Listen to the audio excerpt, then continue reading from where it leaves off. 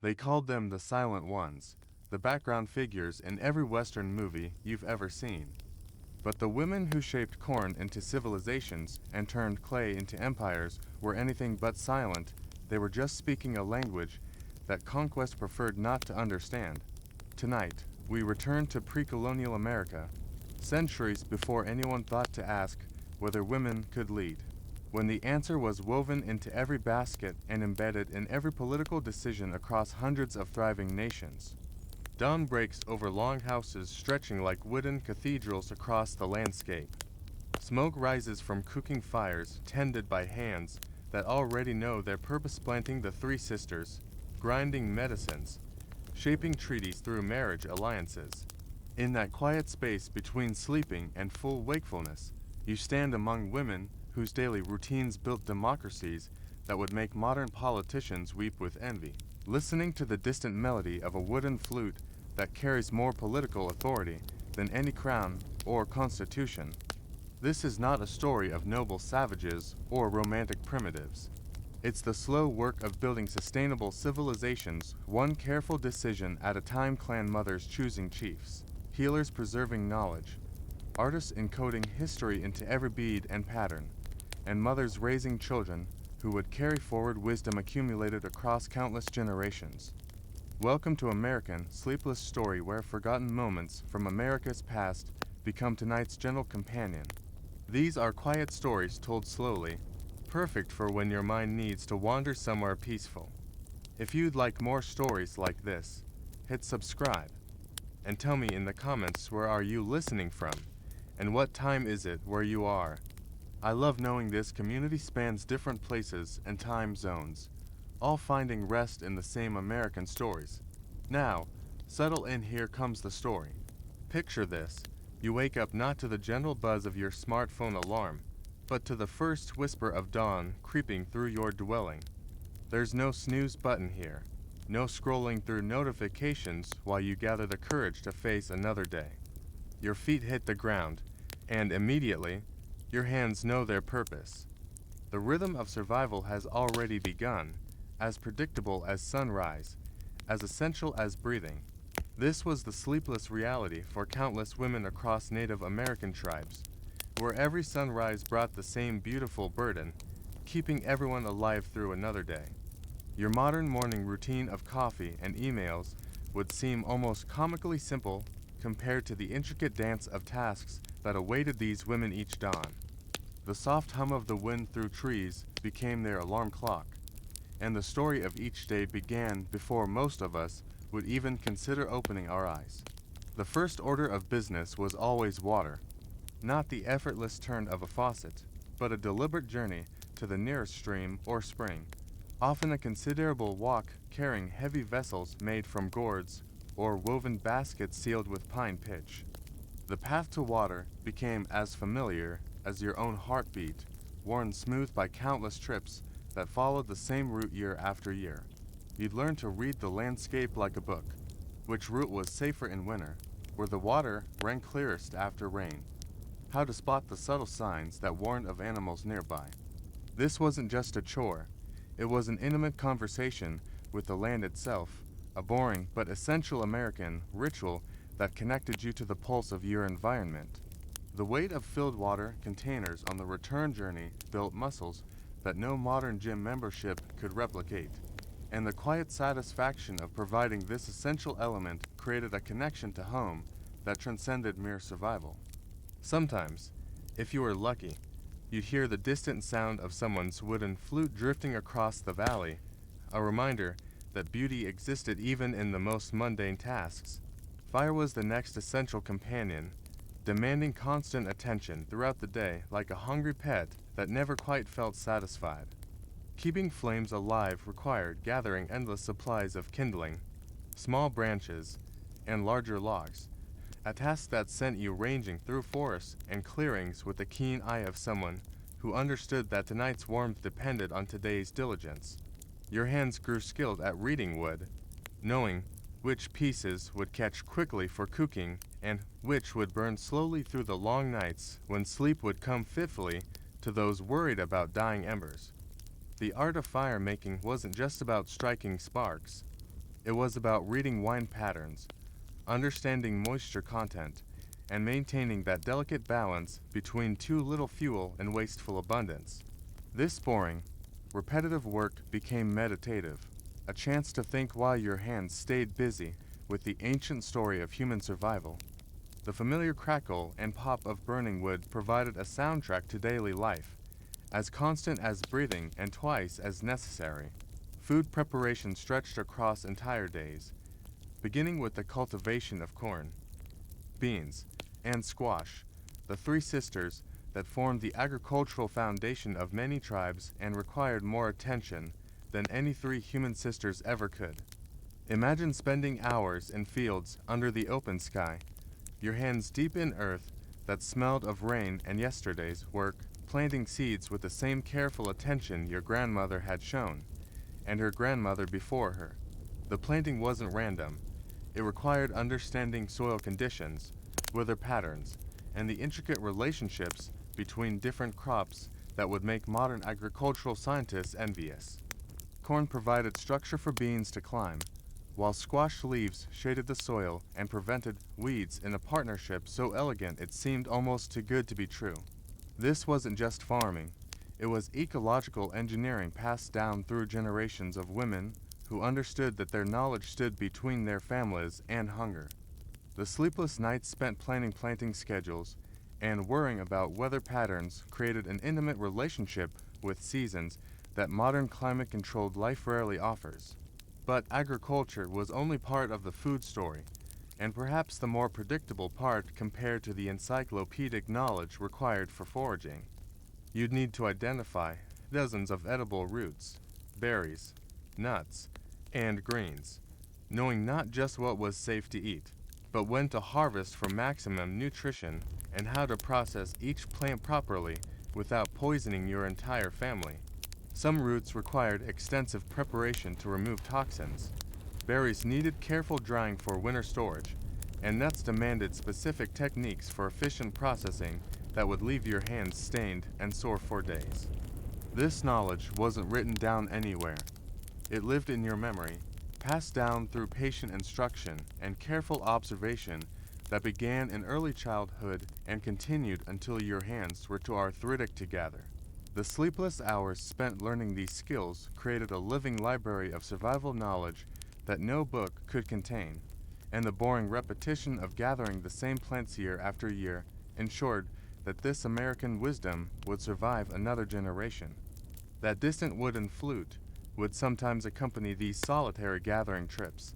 Its melody carried on the same wine that helped you locate ripe berry patches by their sweet scent. Processing game brought by hunters required skills that transformed raw materials into everything needed for daily life, turning what might seem like a single hunting success into weeks of methodical work. When a deer was brought to camp, nothing was wasted, not because of some noble environmental philosophy, but because waste meant death when winter came calling. You'd spend days tanning the hide, a laborious process involving scraping, soaking, stretching, and smoking until tough animal skin became soft, waterproof leather that could mean the difference between freezing and surviving. The meat was carefully butchered, with portions set aside for immediate consumption and the rest prepared for long-term storage through drying or smoking processes that required constant attention to prevent spoilage. Bones became tools, sinew became thread, and even the hooves had uses that would surprise modern people accustomed to throwing away anything that didn't look immediately useful. This comprehensive utilization required intimate knowledge of anatomy, preservation techniques, and tool-making that turned each successful hunt into weeks of productive work. The story of each animal became woven into daily life through the objects it provided, creating a connection between hunter and hunted that extended far beyond the moment of death. Crafting occupied countless hours, creating every tool, container, and piece of clothing the family needed in a world where Amazon delivery was still several centuries away from being invented. Pottery required finding suitable clay, learning to coil and shape vessels with hands that grew steady through endless practice, and mastering the delicate art of firing without cracking, a skill that could take years to perfect and moments to ruin.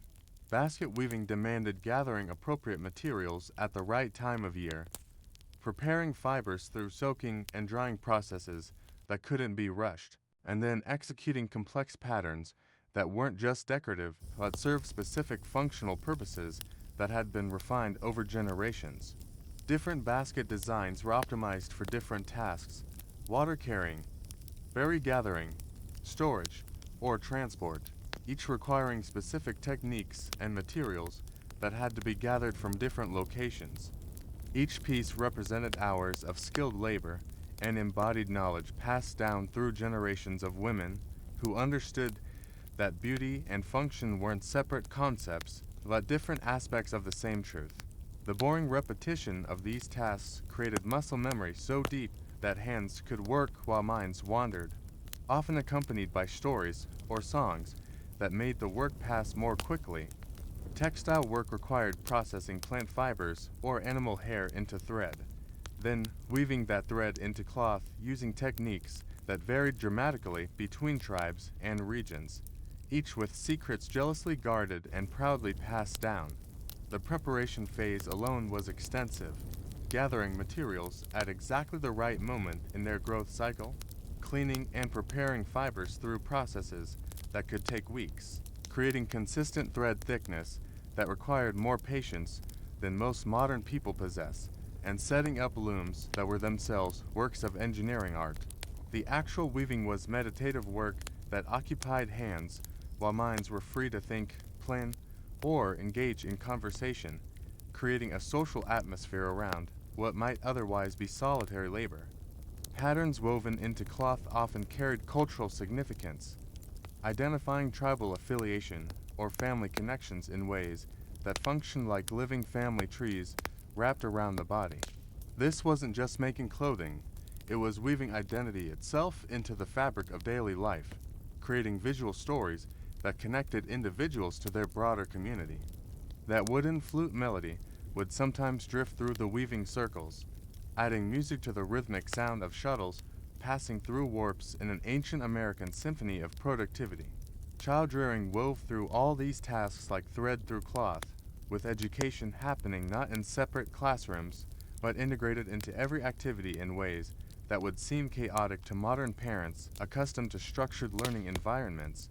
Young girls shadowed their mothers and aunts, learning through observation and gradual participation rather than formal instruction, absorbing knowledge through their pores rather than their ears. A child helping with corn planting wasn't just getting exercise. She was absorbing knowledge about soil, weather, plant relationships, and seasonal timing that would serve her throughout life and determine whether her own children would eat well or poorly. This apprenticeship system created deep competency, but also required tremendous patience from adults who could often complete tasks more efficiently alone, turning every productive moment into a teaching opportunity. The boring repetition of showing the same techniques again and again ensured that vital knowledge passed successfully between generations, even when children seemed more interested in playing than learning. The sleepless nights spent worrying about whether daughters were absorbing essential skills created a different kind of parental anxiety than modern concerns about test scores or college applications. The seamless integration of all these responsibilities created days that stretched from dawn until well after dark, filled with productive activity that left little time for rest, but plenty of time for the kind of deep thinking that comes with repetitive physical work. Unlike modern life, where work and home exist in separate spheres connected only by commuting and exhaustion, these women lived in a world where every task contributed directly to family survival and community well-being in ways that made the connection between effort and result absolutely clear. The rhythm was exhausting but predictable, demanding but purposeful, boring but essential to the continuing story of human survival in an unforgiving world. Each completed task brought visible results: filled water vessels, stocked firewood, prepared food, finished crafts, creating a sense of accomplishment that modern work often lacks, where the fruits of labor might be money in a bank account rather than food in the belly. This comprehensive engagement with survival created a different relationship with time itself, where the sleepless dedication to daily tasks became the foundation for a sustainable way of life that had endured for countless generations. As night fell and the last embers glowed in cooking fires, the same hands that had worked since dawn would often reach for simple tools to create beauty. Beadwork, quillwork, or small carvings that transformed utilitarian objects into works of art, suggesting that even in the midst of survival's demands, the human spirit insisted on something more. While those same hard-working hands were shaping clay and tending fires, they were also quietly shaping something far more powerful, the very structure of society itself. The sleepless women who spent their days in what might appear to be domestic drudgery were actually the architects of political systems that would make modern democracy look almost primitive by comparison. This wasn't the story of oppressed females waiting for liberation. This was the American tale of societies where women didn't need to fight for power because they had designed the system from the ground up. Picture walking into a Haudenosaunee longhouse and asking to speak to the person in charge, only to be directed not to the imposing warrior in the corner, but to the elderly woman quietly working on beadwork near the fire. That wooden flute melody you might hear drifting through the settlement wasn't just entertainment. It often announced the approach of clan mothers whose decisions could reshape the political landscape of entire regions with nothing more than a quiet conversation and a knowing nod. The matrilineal system wasn't some quaint cultural quirk designed to make anthropologists interesting at dinner parties. It was a sophisticated method of organizing society that placed women at the center of every important decision while making it look almost effortless. Your identity, your clan membership, your social standing, even your spiritual connections flowed through your mother's line like water flowing downhill, naturally, inevitably, and with tremendous power. This meant that when a man married, he didn't gain a wife so much as he joined a female-centered family structure where his mother-in-law held more political authority than he could ever hope to achieve. Imagine explaining to your modern husband that not only would he be moving in with your family, but that your mother would have the final say on all major decisions, including whether he was doing a good job as a husband. The boring daily routines of these households revolved around the quiet authority of women who had learned to wield power so naturally that it rarely needed to be announced or defended. Among the Haudenosaunee, the clan mothers held the kind of political authority that would make modern political power brokers green with envy, yet they exercised it with a subtlety that often made their influence invisible to outsiders who expected power to look like loud speeches and dramatic gestures. These women had the right to choose the men who would serve as chiefs, but more importantly, they retained the power to remove those chiefs if they failed to represent the interests of the people effectively. This wasn't a ceremonial authority. It was practical political control that meant male leaders served at the pleasure of female kingmakers who could end careers with quiet conversations around cooking fires. The sleepless nights these clan mothers spent discussing tribal business and weighing the merits of potential leaders created a form of democracy that operated through consensus rather than competition, patience rather than passion. That distant wooden flute often provided the soundtrack to these informal political meetings, its melody carrying across settlements where the real decisions were being made by women whose hands never stopped working even while their minds were reshaping the political landscape. The longhouse itself became a physical manifestation of female power, owned and controlled by women in ways that would shock modern real estate markets accustomed to male-dominated property ownership. When you entered one of these impressive structures, some stretching over 100 feet long and housing multiple families, you were entering the domain of the clan mother who controlled not just the building, but everything and everyone within it. This wasn't symbolic ownership. It meant controlling access to shelter, managing food distribution, and having the final say on which families could live together and which incompatible relatives needed to find accommodations elsewhere.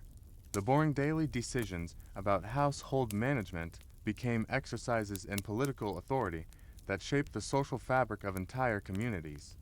If a husband displeased his wife or failed to contribute adequately to household welfare, he might simply find his belongings placed outside the longhouse door, a silent but unmistakable eviction notice that required no legal proceedings or court interventions.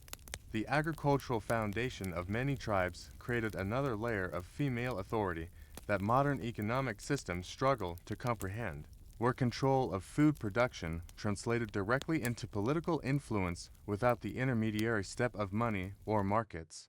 Women who managed the Three Sisters' crops weren't just gardeners. They were economic planners whose decisions about planting, harvesting, and storage could determine whether their communities thrived or struggled through difficult seasons. This economic power wasn't theoretical, it was measured in full bellies and warm homes, creating a form of authority that couldn't be ignored or dismissed because it was literally keeping everyone alive. The sleepless attention these women paid to agricultural details gave them leverage in tribal councils that no amount of warrior prowess could match. That wooden flute melody often accompanied the planning sessions where women decided how much surplus corn could be traded and how much needed to be stored. Discussions that shaped tribal diplomacy and intertribal relationships in ways that extended far beyond their immediate communities. Trade networks stretching across vast distances depended heavily on goods produced by women, creating economic relationships that gave female producers influence over diplomatic connections between tribes separated by hundreds of miles. The pottery, baskets, textiles, and processed foods that emerged from female workshops were just household items. They were diplomatic tools that could strengthen alliances or signal displeasure more effectively than formal treaties. Women who controlled the production of these trade goods could influence their tribe's relationships with distant neighbors by adjusting quality, quantity, or availability in ways that send clear political messages without requiring formal declarations or military threats. The boring repetition of creating trade goods became a form of long-distance diplomacy that operated through economic relationship rather than political speeches.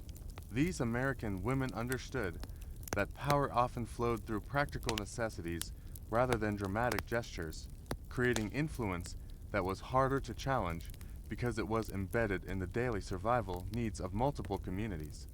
Marriage itself became a political tool wielded by women who understood that family connections could create diplomatic relationships more durable than any formal treaty between male leaders who might be replaced or killed in warfare.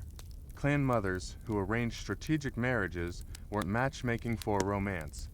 They were creating kinship networks that obligated entire tribes to mutual support and cooperation across generations. These marriage alliances meant that conflicts between tribes might be mediated by women whose children and grandchildren belonged to both sides, creating peace constituencies that had personal stakes in preventing warfare. The sleepless nights spent considering potential matches involved calculations that balanced personal compatibility with political necessity, creating family structures that served as early warning systems for potential conflicts and built-in mediation systems for resolving disputes. That wooden flute melody announced the arrival of marriage delegations whose negotiations would reshape the political landscape of entire regions through carefully planned family connections. Even in tribes where formal political authority appeared to rest with male chiefs and councils, women often exercised what political scientists might recognize agenda-setting power, the ability to determine which issues received attention and how problems were framed for discussion.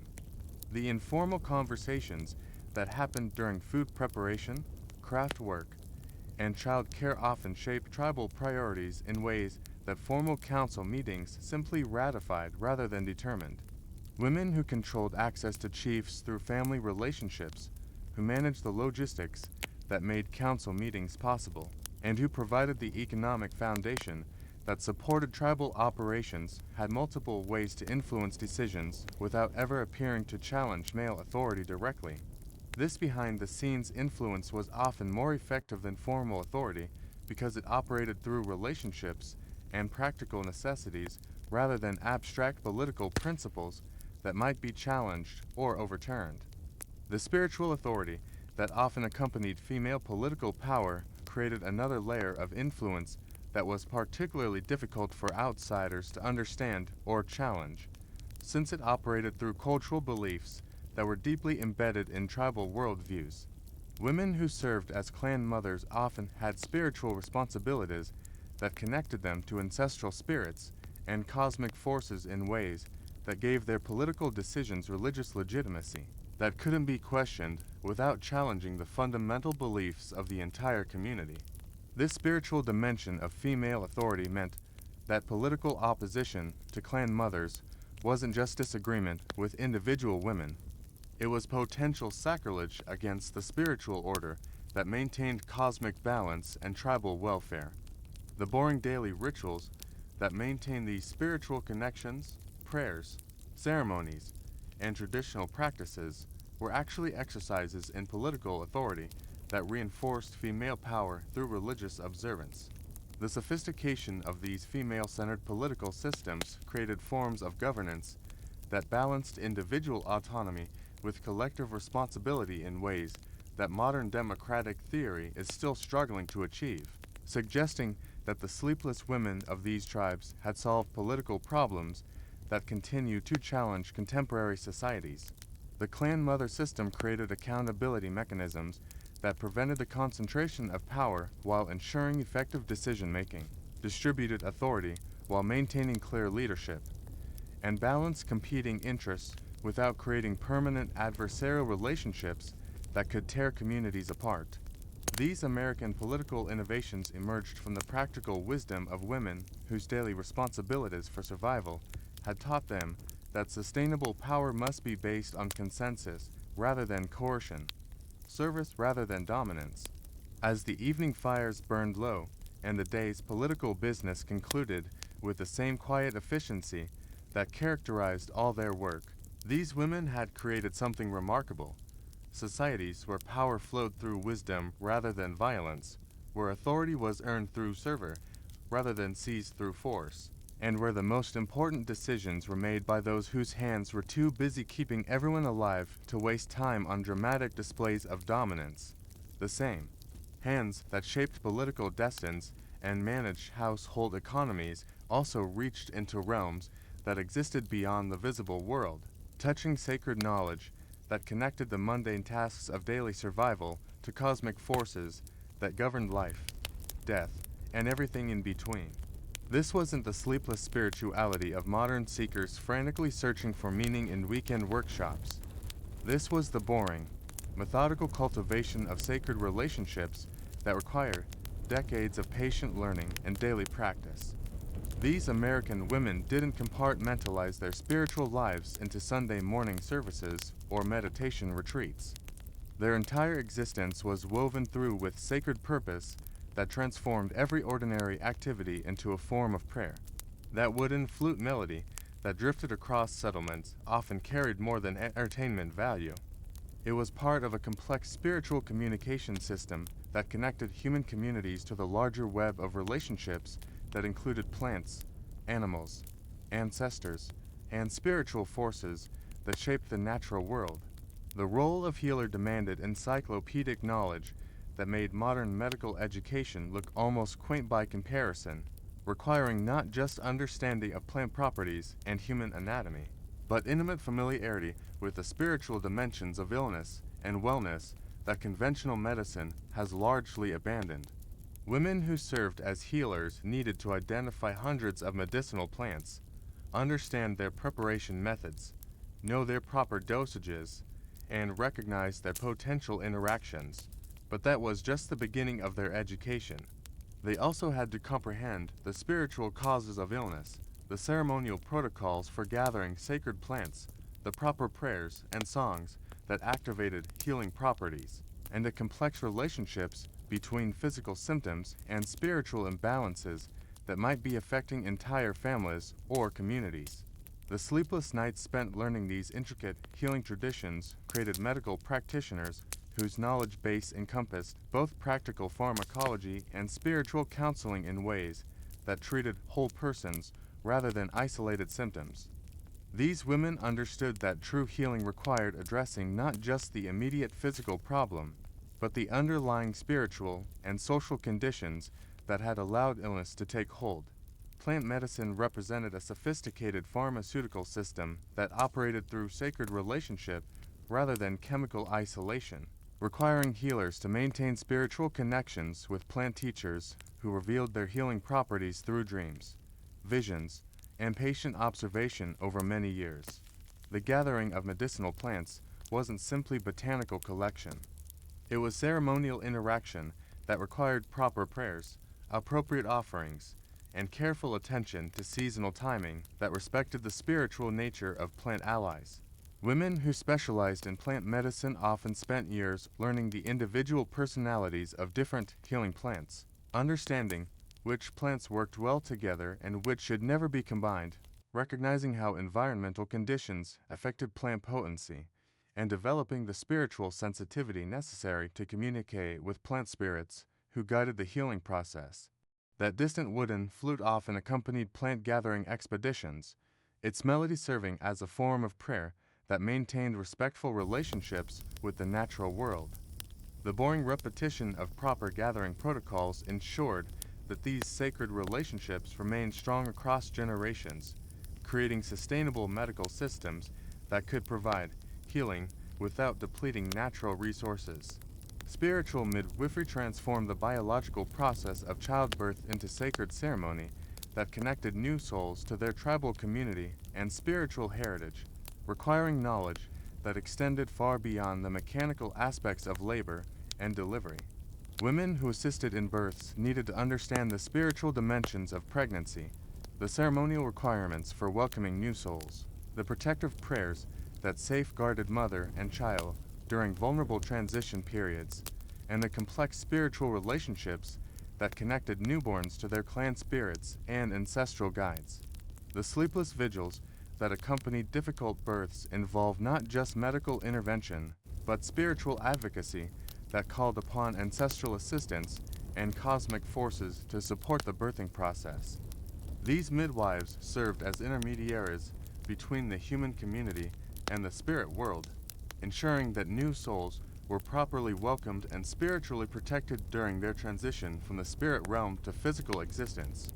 The American tradition of spiritual midwifery created birth experiences that honored the sacred nature of new life while providing practical medical care that often surpassed the safety standards of contemporary European medical practice. Ceremonial leadership roles placed women at the center of spiritual observances that maintained cosmic balance and ensured continued harmony between human communities and the natural forces that sustained all life. These weren't honorary positions given to elderly women as consolation prizes. They were positions of genuine spiritual authority that required decades of training and carried enormous responsibility for community welfare. Women who led ceremonies needed to memorize complex ritual procedures, understand the proper timing for different observances, maintain relationships with spiritual entities who participated in ceremonial activities, and possess the spiritual strength necessary to channel cosmic forces safely for community benefit. The boring repetition of ceremonial practice was actually spiritual training that developed the concentration, memory, and spiritual sensitivity necessary to serve as conduits between human and non-human spiritual entities. These ceremonial leaders often spent sleepless nights in preparation for major observances, fasting and praying to achieve the spiritual clarity necessary to perform their duties effectively. Sacred storytelling preserved not just tribal history, but the spiritual knowledge that governed proper relationships between humans and the cosmic forces that shaped their world, requiring women to serve as living libraries whose memories contain the accumulated wisdom of countless generations. The stories themselves weren't simple entertainment. They were spiritual technology that transmitted complex knowledge about natural law, moral principles, spiritual geography, and the proper protocols for maintaining harmony with supernatural entities who influence human welfare. Women who specialized in sacred storytelling needed to memorize hundreds of narratives, understand their appropriate seasonal timing, recognized their spiritual applications for different situations, and possessed the dramatic skills necessary to transmit this knowledge effectively to audiences of different ages and spiritual development levels. That wooden flute melody often provided musical accompaniment to storytelling sessions, its rhythm helping to induce the meditative states that made spiritual transmission possible. These story keepers understood that their narratives contained practical instruction for spiritual survival that was just as important as the physical survival skills transmitted through other forms of education. Textile arts became vehicles for spiritual expression that transformed ordinary clothing and household items into sacred objects that carried spiritual protection and cultural identity, requiring knowledge of symbolic systems that connected geometric patterns to cosmic forces and spiritual principles. Women who specialized in sacred textile work needed to understand the spiritual significance of different patterns, the proper procedures for creating spiritually powerful objects, the ceremonial requirements for working with sacred materials, and the spiritual protocols that activated the protective or healing properties of finished textiles. The sleepless concentration required for intricate beadwork or quill work was actually a form of meditation that connected artisans to spiritual sources of inspiration while creating objects that served as prayers made manifest in physical form. These sacred textiles weren't just decorative. They were spiritual technology that provided protection, healing, and spiritual communication through their patterns, colors, and construction methods. The boring repetition of traditional techniques was actually spiritual practice that maintained connection to ancestral spirits who continued to guide contemporary artistic creation. Sacred agriculture transformed food production into spiritual practice that honored the plant spirits who sacrificed themselves for human survival while maintaining the cosmic relationships that ensured continued abundance for future generations. Women who managed sacred agricultural systems needed to understand not just the practical aspects of plant cultivation, but the spiritual protocols that maintained proper relationships with corn spirits, bean spirits, and squash spirits who formed the foundation of tribal nutrition. This spiritual dimension of agriculture required ceremonial planting procedures, appropriate prayers and offerings throughout the growing season, proper harvest protocols that honored plant sacrifice, and spiritual preparation methods that maintained the sacred nature of food even after it was gathered.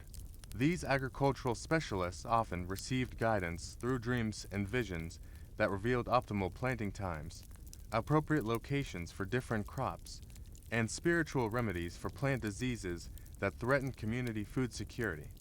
The American tradition of sacred agriculture created food systems that were both spiritually sustainable and nutritionally sophisticated, producing abundant harvests while maintaining spiritual relationships that ensured long-term agricultural success.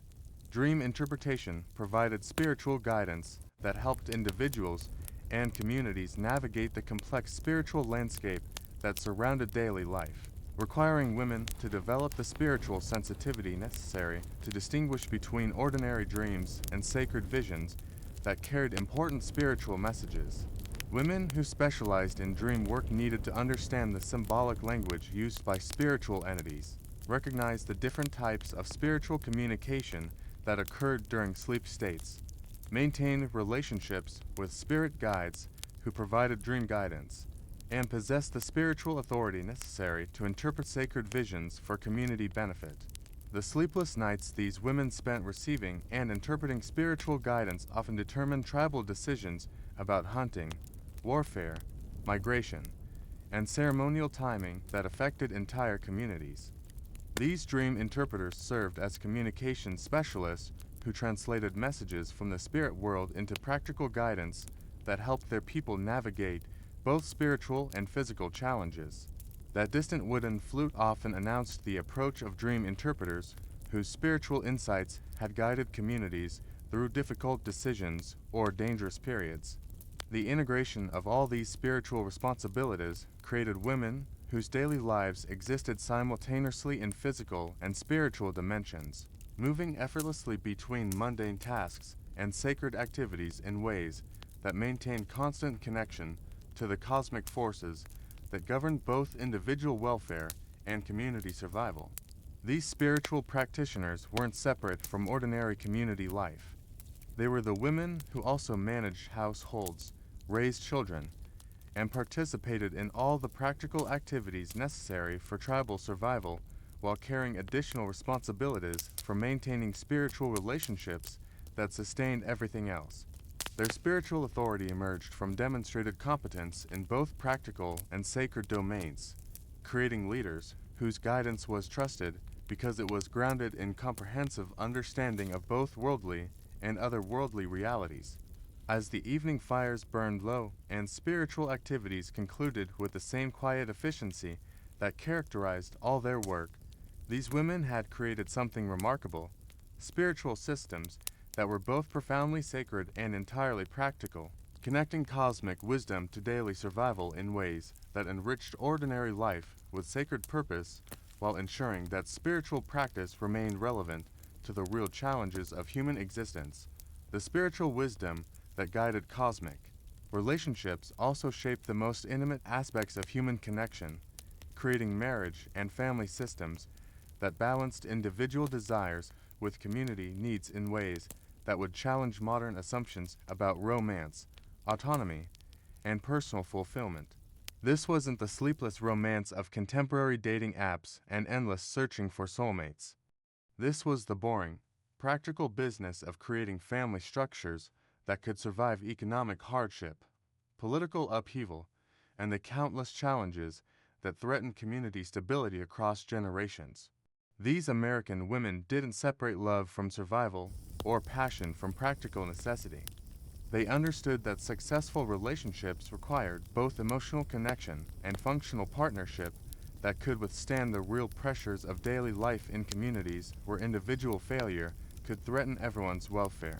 That wooden flute melody that had accompanied spiritual ceremonies often provided the soundtrack for courtship rituals and marriage negotiations, its familiar notes weaving through romantic relationships, and just as they connected other aspects of life to the larger cultural patterns that gave meaning to individual experience. Marriage arrangements reflected the sophisticated understanding that family connections extended far beyond individual couples to create kinship networks that shaped tribal politics, economic relationships, and spiritual alliances across multiple generations.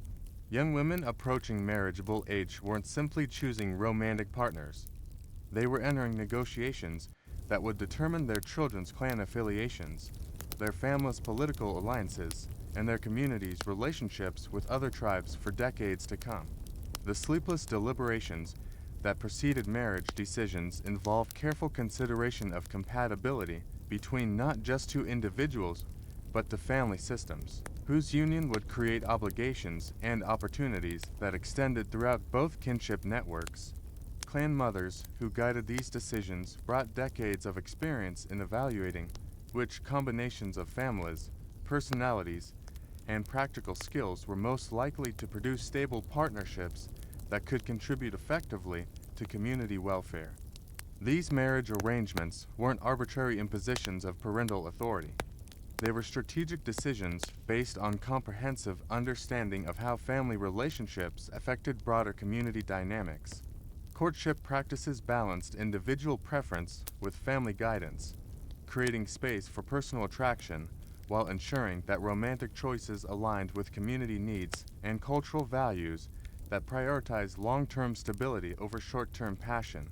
Young people had opportunities to interact during community gatherings, seasonal ceremonies, and work parties that allowed them to evaluate potential partners while being observed by family members who could assess compatibility from perspectives that inexperienced young adults might miss. The boring repetition of community activities created natural courtship environments where relationships could develop gradually through shared work and social interaction rather than artificial dating scenarios that separated romantic evaluation from the practical activities that would define married life. These courtship opportunities allowed for genuine emotional connection while providing family oversight that could prevent impulsive decisions that might create long-term problems for both individuals and their communities. That distant wooden flute often accompanied these social gatherings, its melody providing musical background for the complex social negotiations that determined which young people would form the families that would shape the next generation. Wedding ceremonies transformed individual unions into community celebrations that formally recognized new kinship relationships while invoking spiritual blessings that would protect and guide newly formed families through the challenges that lay ahead. These weren't brief legal formalities followed by expensive parties. They were spiritual and social processes that could extend for days and involve ritual elements that connected new couples to ancestral traditions, clan spirits, and cosmic forces that governed human relationships. The sleepless preparation that preceded major wedding ceremonies involved entire communities in activities that reinforced social bonds while creating memorable experiences that would remind married couples of their obligations to each other and their broader kinship networks throughout their lives together. Wedding gifts weren't personal luxuries, but practical contributions to household establishment that reflected community investment in new family success and created networks of mutual obligation that would provide support during difficult periods. These American wedding traditions created marriages that were simultaneously personal relationships and community institutions, private partnerships, and public commitments that connected individual happiness to collective welfare. Marital roles reflected sophisticated understanding of complementary skills and responsibilities that maximize household efficiency while providing flexibility for couples to adapt their arrangements to individual strengths, interests, and changing circumstances throughout their marriages. Women's domestic responsibilities weren't subordinate to men's activities. They were parallel specializations that required equal skill and carried equal importance for family survival and community contribution. The boring daily coordination between spouses involved constant negotiation and cooperation that created partnerships based on mutual dependence rather than hierarchical authority, practical necessity rather than romantic ideology. Successful marriages required both partners to develop competence in their specialized areas while maintaining enough cross-training to assist each other during emergencies, illnesses, or seasonal demands that required temporary role flexibility. These marital partnerships created household units that were both stable and adaptable, traditional and innovative, providing security for children while responding effectively to changing economic and social conditions.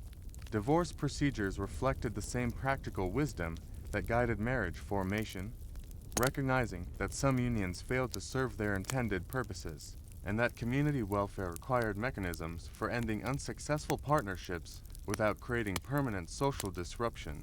Women often possess greater autonomy in initiating divorce than their European contemporaries, particularly in matrilineal societies where they retained ownership of household property and maintained primary relationships with their birth families throughout marriage.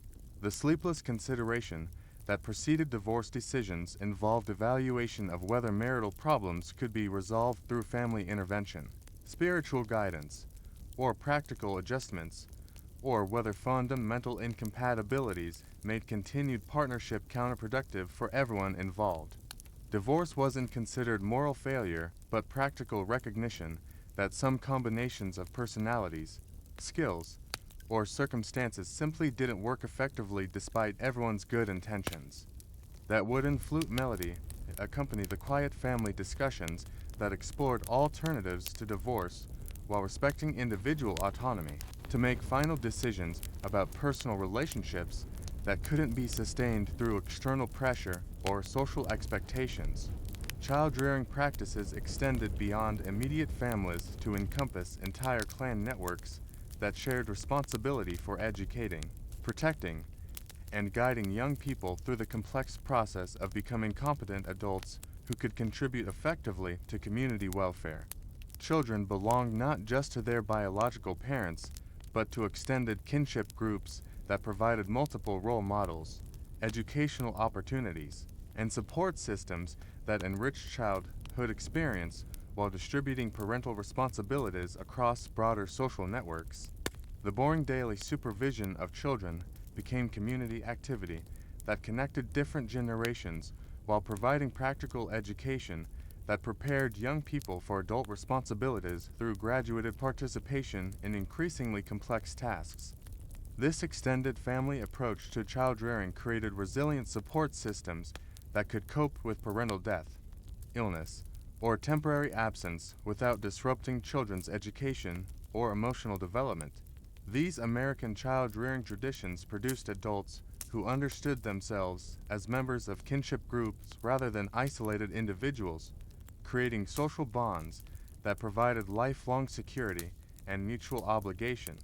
Adolescent transition ceremonies marked the passage from childhood to adult status through ritual processes that formally recognized young people's readiness to assume full community responsibilities, while connecting them to spiritual traditions that would guide their adult decision-making.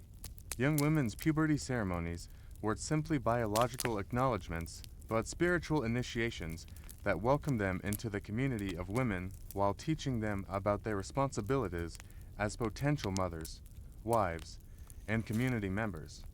The sleepless preparation for these ceremonies involved intensive education in adult skills, spiritual knowledge, and cultural traditions that equipped young women with the confidence and competence necessary for successful adult life.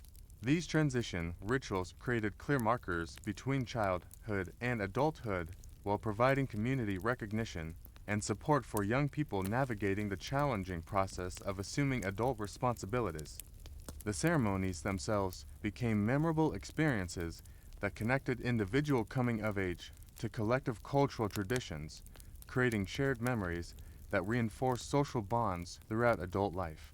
Extended family relationships created support networks that extended far beyond nuclear families to encompass multiple generations of relatives who maintained ongoing obligations for mutual assistance, conflict resolution, and resource sharing that provided security during economic hardship or personal crisis.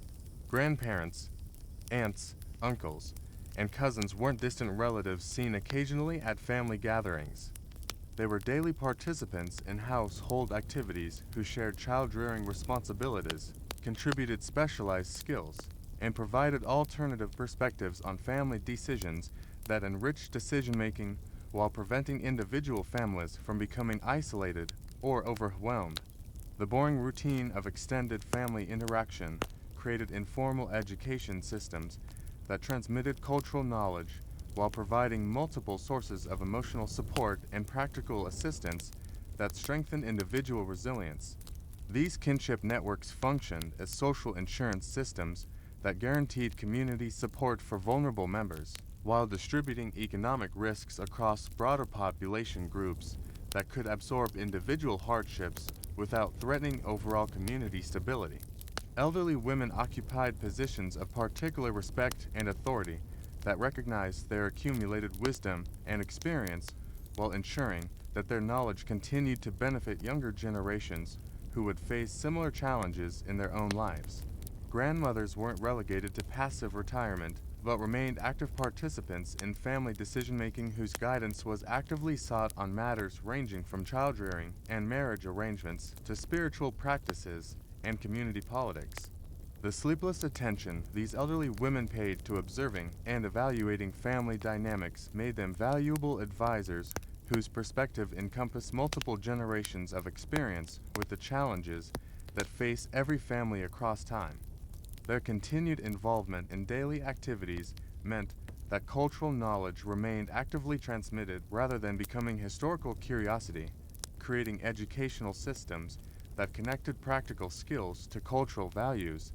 As evening fires burned low and families settled into the quiet rhythms that would carry them through another night, these complex kinship systems had created something remarkable: social structures that balanced individual autonomy with collective responsibility, personal desire with community welfare, creating families that were both emotionally satisfying and practically functional, providing security for individuals while contributing to the strength and stability of communities that could endure across generations through the combined efforts of people who understood that their personal happiness was intimately connected to the welfare of everyone around them.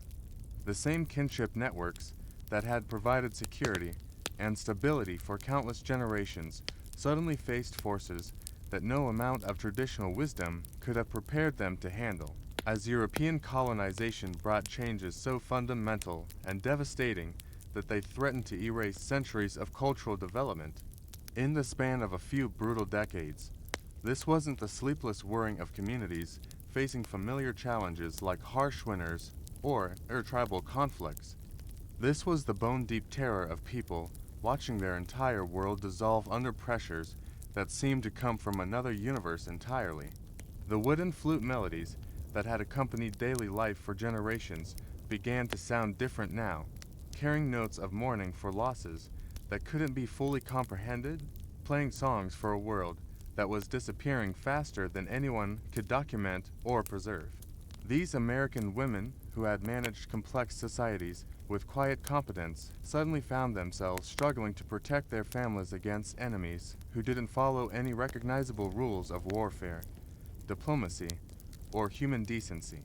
Disease arrived like an invisible army that killed more efficiently than any human military force, sweeping through communities that had no immunity to European pathogens and no cultural framework for understanding why people were dying in numbers that defied all previous experience with illness and death.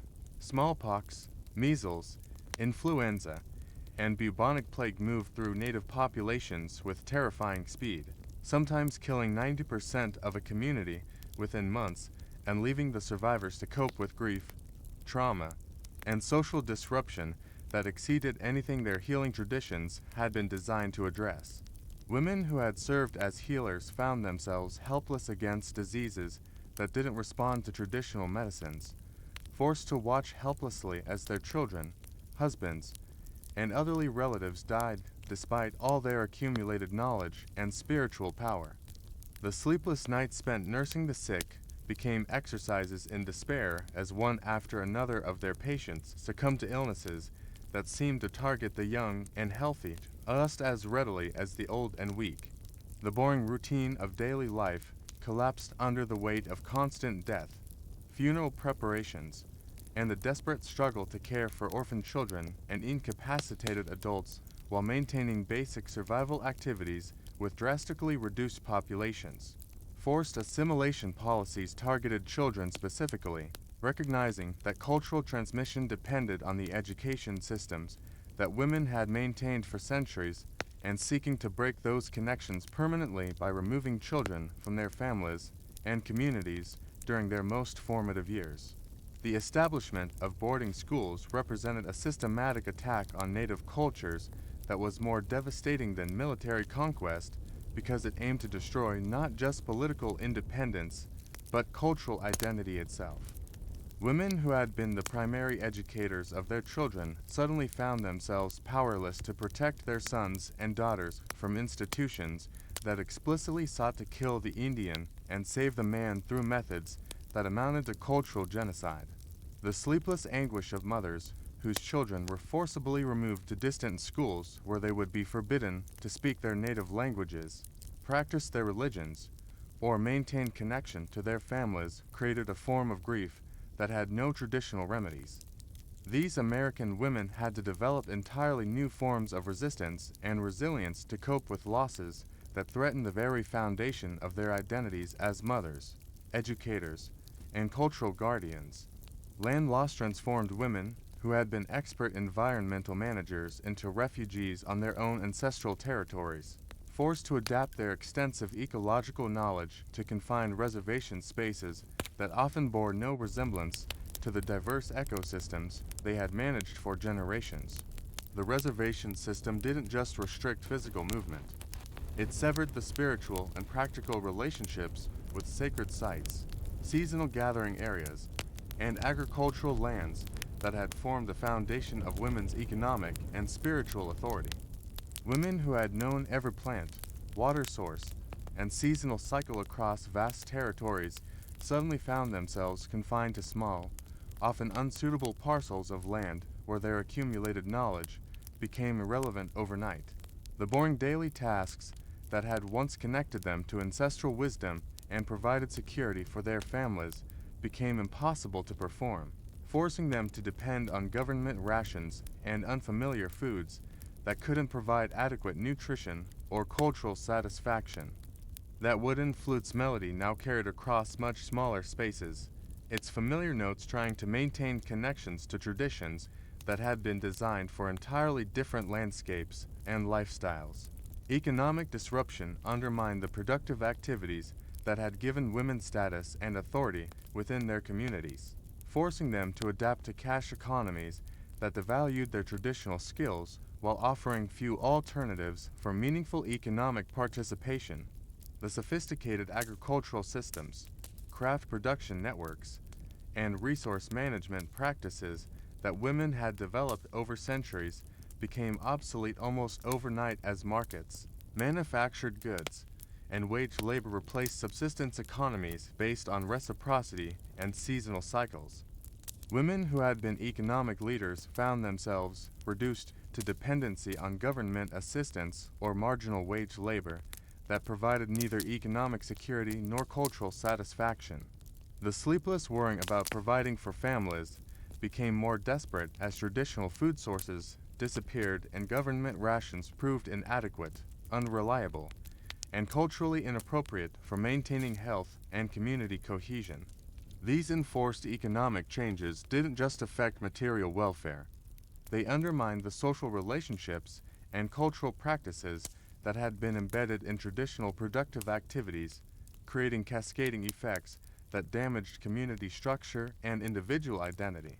Cultural suppression targeted the spiritual and ceremonial practices that had given women authority and provided communities with guidance for navigating both practical and spiritual challenges, driving sacred activities underground and forcing practitioners to choose between cultural authenticity and physical safety. Government policies that banned native religions, prohibited ceremonial gatherings, and criminalized traditional spiritual practices created conditions where women who had been respected spiritual leaders suddenly faced imprisonment for activities that their communities considered essential for cosmic balance and collective welfare. The boring repetition of daily spiritual observances that had maintained connections between human communities and the natural world became dangerous acts of resistance that required careful concealment and constant vigilance against detection by authorities who viewed native spirituality as primitive superstition that needed to be eliminated. Women who had been responsible for transmitting sacred knowledge to younger generations now faced the heartbreaking choice between preserving traditions that could result in punishment and allowing cultural knowledge to die with them. Language loss represented perhaps the most insidious form of cultural destruction, as English-only policies in schools and government institutions gradually eroded the linguistic foundations that carried worldviews, spiritual concepts, and practical knowledge that couldn't be adequately translated into European languages. Women who had been the primary transmitters of oral traditions found themselves caught between their responsibility to preserve cultural knowledge and the practical necessity of ensuring their children could function in an English-dominated world that punished native language use.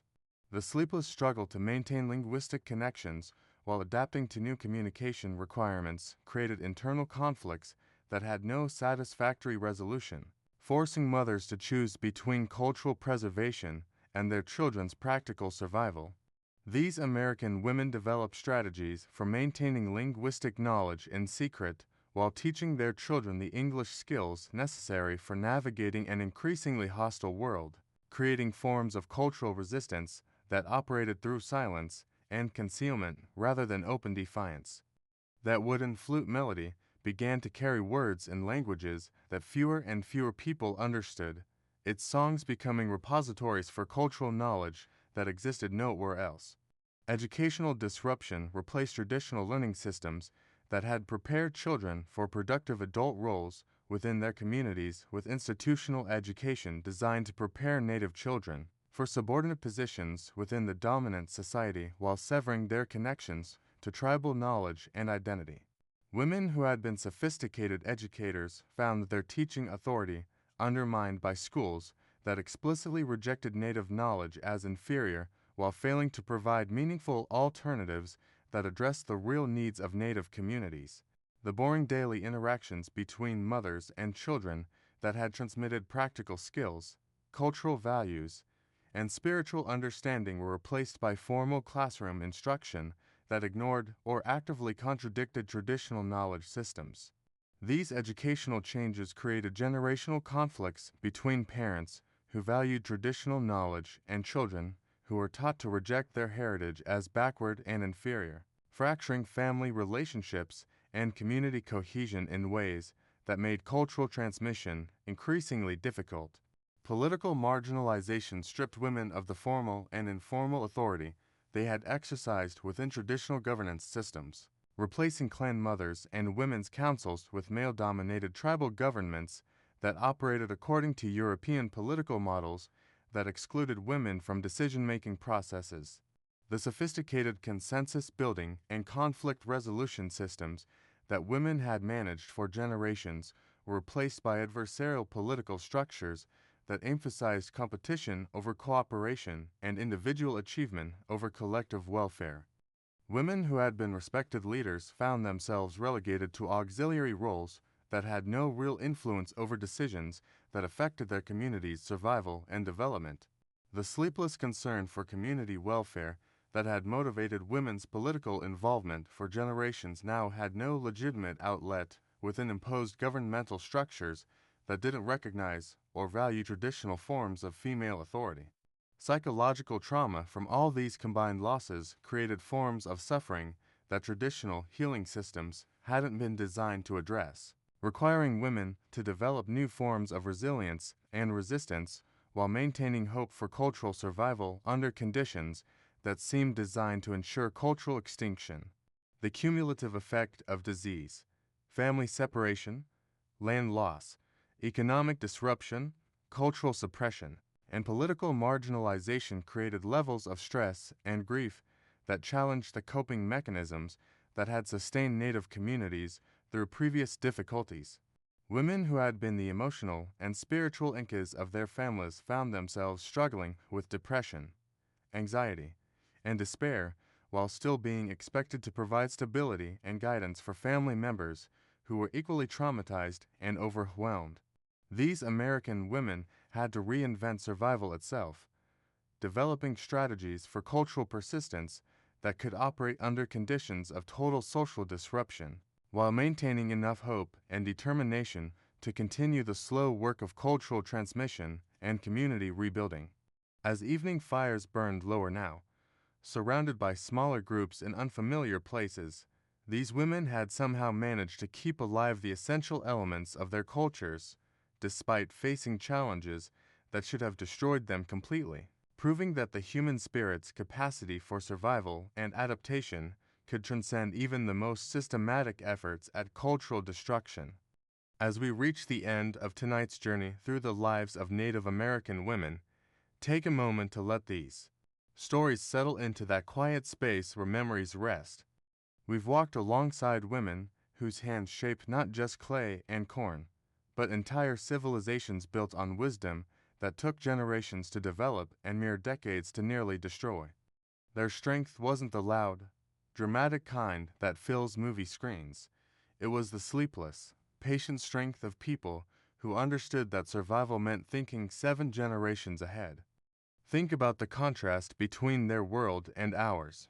They lived in societies where a grandmother's word could remove a chief, where women owned the long houses and controlled the food supply, where spiritual authority flowed through matrilineal lines that connected every decision to ancestral wisdom. Today, we're still fighting for many of the rights and recognitions these women took for granted centuries ago. They didn't need to lean in. They were already there, quietly running complex societies while European women were still considered property. The wooden flute melodies that drifted through their settlements carried more than music. They carried the soundtrack of communities where every task had meaning, where boring daily routines connected individuals to cosmic purposes, where the simple act of grinding corn was both practical necessity and spiritual practice. Their lives remind us that fulfillment doesn't come from endless choices or constant stimulation, but from understanding your place in a larger story that extends beyond your individual existence. But perhaps what's most remarkable about these American women is how they survived the unsurvivable. Disease that killed 90% of their communities. Children stolen and forced into boarding schools designed to erase their identities. Sacred lands seized and divided among strangers. Languages forbidden. Ceremonies criminalized. Traditional knowledge dismissed as primitive superstition. Any one of these traumas should have been enough to destroy their cultures completely.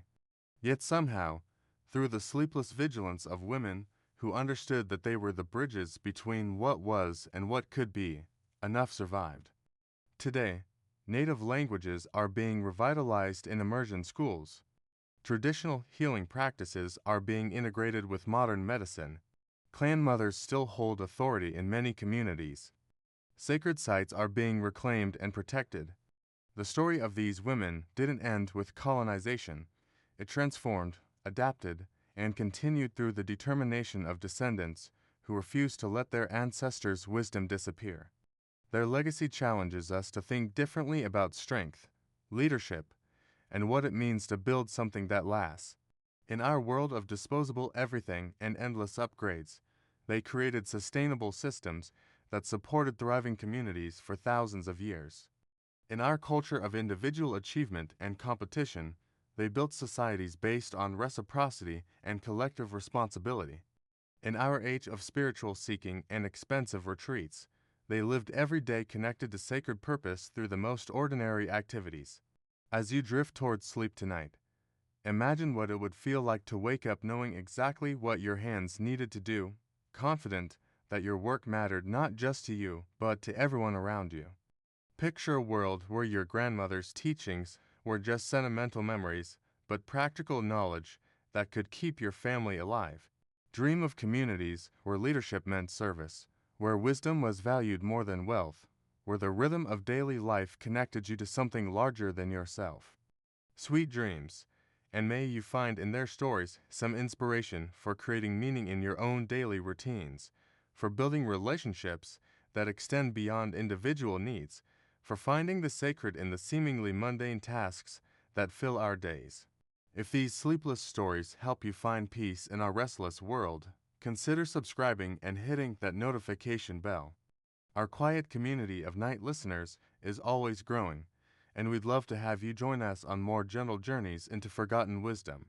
If you didn't drift off during tonight's story, let us know in the comments what other eras or cultures you'd like to explore. Perhaps the boring daily routines of medieval monastery scribes, or the repetitive rhythms of 19th century lighthouse keepers, or the patient work of Depression-era quilting circles. Until next time, may your own hands find purpose in whatever work they do, and may you rest well knowing that you're part of a much larger story than you might imagine.